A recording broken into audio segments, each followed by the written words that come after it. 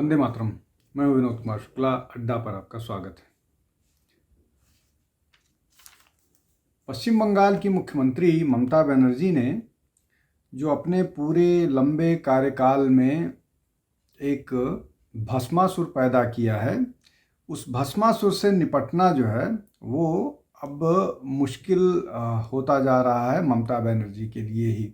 लंबे समय से एक के बाद एक इतनी सारी घटनाएं घटी हैं जो कानून और व्यवस्था के लिए पश्चिम बंगाल सरकार के लिए बहुत मुश्किल वाली स्थिति पैदा करती रही हैं, शर्मसार करती रही हैं और लॉ एंड ऑर्डर के लिए भी चुनौती बनती रही हैं। लेकिन इन सब चीज़ों को ममता बनर्जी बहुत ये कहिए कि बहुत तरीके से या पूरी बेशर्मी के साथ उसको एक अलग डिफ्लेक्ट करने की कोशिश करती रही हैं। लेकिन अब ये उनके सर पर ही आने लगा है। अब नए साल के आते ही पश्चिम बंगाल के 6 पुलिस वालों पर जो है संदेश खाली में हमला हुआ। उसमें मतलब पुलिस वालों पर हमला हुआ जिसमें 6 पुलिस वाले घायल हुए। अब ये संदेश खाली वही इलाका है जहाँ से शेख शाहजहाँ के काले कारनामों का जो अड्डा है वो ये संदेश खाली है। लेकिन ये जो 6 पुलिस वालों का जो वहाँ पर गए थे, कानून व्यवस्था को लेकर के जो उनको जिम्मेदारी दी गई थी उसका निर्वहन करने के लिए उन पर हमला हुआ है और वो 6 उसमें घायल हुए हैं। और इसके पीछे जो है टीएमसी का जो वर्कर है मूसा मुल्ला, उसका हाथ बताया जा रहा है, इस तरह का उसमें आरोप है। अभी जो जैसा मैंने बताया कि ये जो भस्मासुर एक के बाद एक है, उसकी चर्चा करते हैं और समझने की कोशिश करते हैं कि ये सब है क्या। अब अभी उससे थोड़ा दिन पहले ही ये जो घटना हुई संदेश खाली वाली, उससे थोड़ा दिन पहले ही इलेक्शन ऑब्जर्वर जो है, जो SIR चल रहा है, स्पेशल इंटेंसिव रिवीजन, उस मामले को अपनी जिम्मेदारी के निर्वहन के लिए इलेक्शन जो ऑब्जर्वर हैं जिसको अब ये जो मामला है जो इलेक्शन ऑब्जर्वर वाला है, अब ये इनकी गाड़ी के आगे जिस तरह से प्रदर्शनकारी जमा हो गए थे, आगे नहीं जाने दे रहे थे, पुलिस को इंटरवीन करना पड़ा। लेकिन बड़ी फजीहत वाली स्थिति थी और इस मामले में चुनाव आयोग ने जो DGP साहब हैं राजीव कुमार साहब, उनको जवाब देने के लिए कहा है और जवाब देने के लिए टाइम दिया है उनको। जनवरी में ही 15 जनवरी तक इस मामले में जवाब देना है। एक और घटना याद करते हैं। मार्च 2025 में उत्तरी दिनाजपुर में एक हथियार रखने के मामले के आरोप में पुलिस ने एक व्यक्ति को गिरफ्तार किया था। उसके बाद पुलिस पर हमला हो गया था और उस हमले में भी पुलिस वाले घायल हुए थे। हालांकि बहुत सारी चीज़ें छिपाई जाती है, दिखाया ये जाता है कि कुछ हुआ नहीं है मामले का। अब अगर इस तरह की घटनाओं की और बात करें तो फिर अप्रैल में जब वक्फ को लेकर के विरोध प्रदर्शन पूरे देश में होने की बात थी, तो और तो कहीं मामला कुछ उलझा नहीं, मामला कुछ ज़्यादा फैला नहीं। लेकिन पश्चिम बंगाल के मुर्शिदाबाद में दंगा हुआ। दंगे में 2 हिंदुओं को मार दिया गया, पिता पुत्र को, और बड़ी संख्या में पलायन हुआ था। मुर्शिदाबाद से बहुत सारे लोग बगल के जिलों में जा कर के शरण लिए और उनको वो किया गया। और महत्वपूर्ण बात इसमें जो समझ लेनी चाहिए कि पुलिस जो है वो दंगाइयों को पीट पाती, उल्टा दंगाइयों ने पुलिस वालों को पीटा और 18 पुलिस वाले घायल हुए। और महत्वपूर्ण बात है कि एक भी दंगाई घायल नहीं हुआ।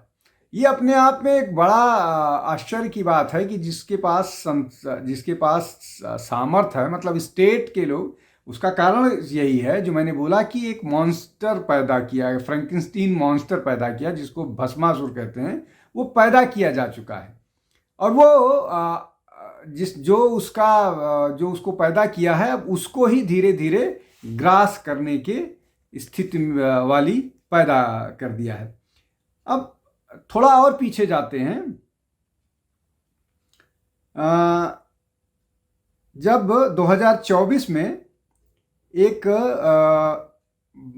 बॉम्ब ब्लास्ट का केस इन्वेस्टिगेट करने के लिए एनआईए की टीम गई हुई थी, तो उसको भी ईस्ट मिदनापुर में उस पर हमला किया गया था।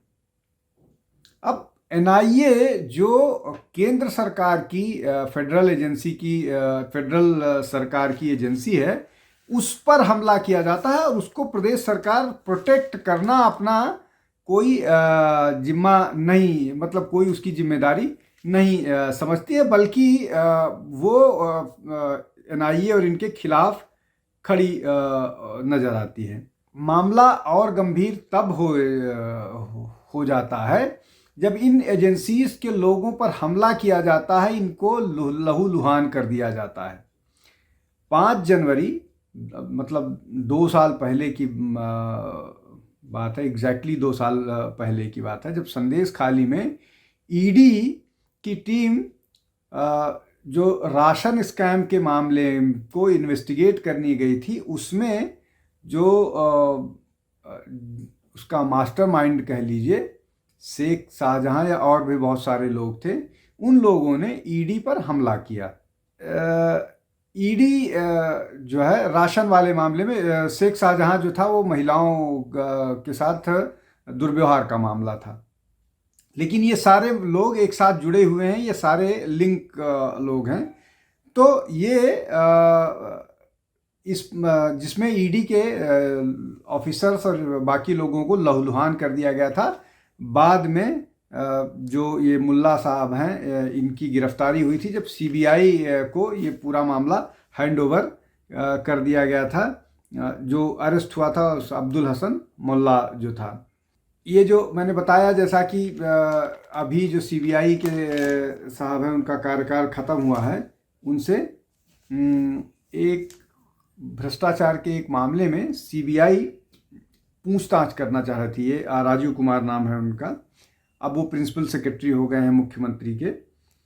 तो सीबीआई उनसे पूछताछ करना चाह रही थी, और सीबीआई जब पहुंची तो उनकी बचाव में मुख्यमंत्री ममता बनर्जी जो हैं वो धरने पर बैठ गई। अब इसमें एक आध चीज़ और एक आध बात और है। जब ये पूरा का पूरा मामला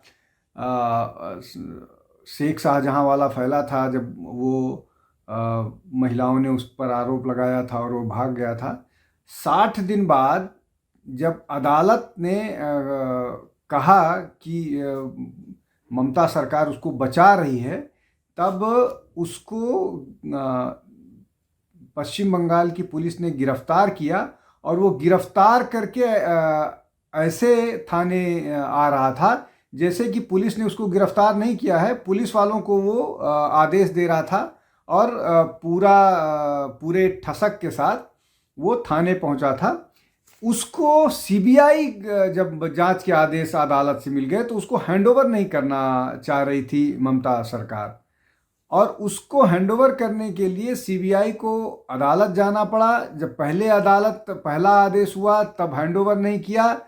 दूसरी बार जब हाई कोर्ट ने डेडलाइन दिया कि 4:30 तक किसी भी कीमत पर उसको हैंडओवर कर देना चाहिए, तो उसने हैंडओवर किया। एक और बात है उसमें ध्यान देने वाली ये बात है, जब शेख शाहजहां को गिरफ्तार करके ले आया था तो वो एक फिल्म का सीन है, उसको इनेक्ट करता हुआ वो गले के पास से ऐसे करके दिखाया कि जो उसमें फिल्म के बारे में बताने की मुझे ज़रूरत नहीं है, लेकिन वो एक गेस्चर ऐसा था जो उसका एरोगेंस और उसका दिखा रहा था कि सरकार जो है वो मतलब पूरा प्रशासन जो है उसकी जेब में है, और जिस तरह से उसको बचाने के लिए उस पूरे मामले में पहले पश्चिम बंगाल सरकार हाई कोर्ट गई, उसके बाद सुप्रीम कोर्ट गई, उससे साफ जाहिर था कि वो उसको प्रोटेक्ट करने की सारी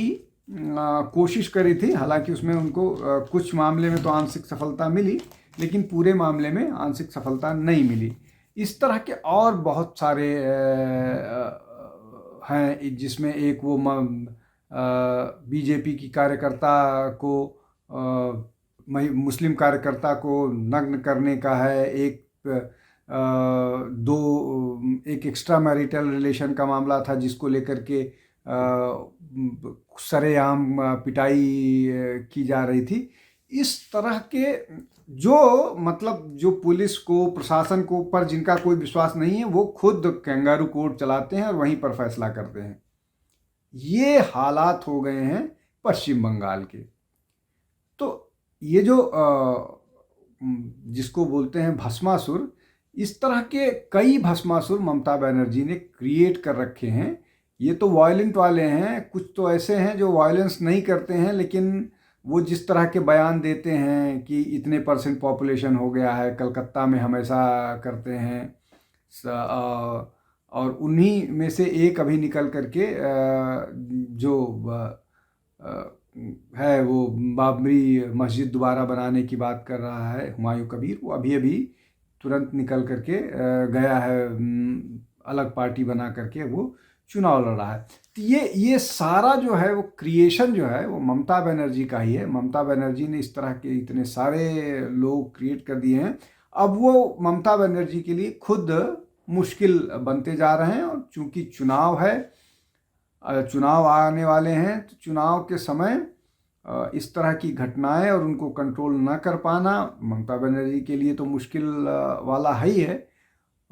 लेकिन बहुत सारी चीज़ों में अब जो है वो अगर चुनाव होंगे तो चुनाव आयोग को बहुत सख्ती से निपटना पड़ेगा, इसलिए कि इतने सारे इस तरह के जो एलिमेंट्स हैं, लुम्पेन हैं, वायलेंट वो हैं, जिहादी मानसिकता वाले हैं, ये सारे के सारे जिनको सरकार का सह मिलता रहा है, और पुलिस प्रशासन को ये गाहे बगाहे जब मन करता है पीटते रहते हैं, कोई वो नहीं है। और दूसरी तरफ पुलिस गुड़गांव पहुंच जाती है किसी यूट्यूबर को या उसको अरेस्ट करने के लिए। तो ये इनका अपना एक वो है, और ये सारा का सारा प्रशासन के संरक्षण में होता हुआ नजर आता है। आज के लिए बस इतना ही। बहुत बहुत धन्यवाद। नमस्कार।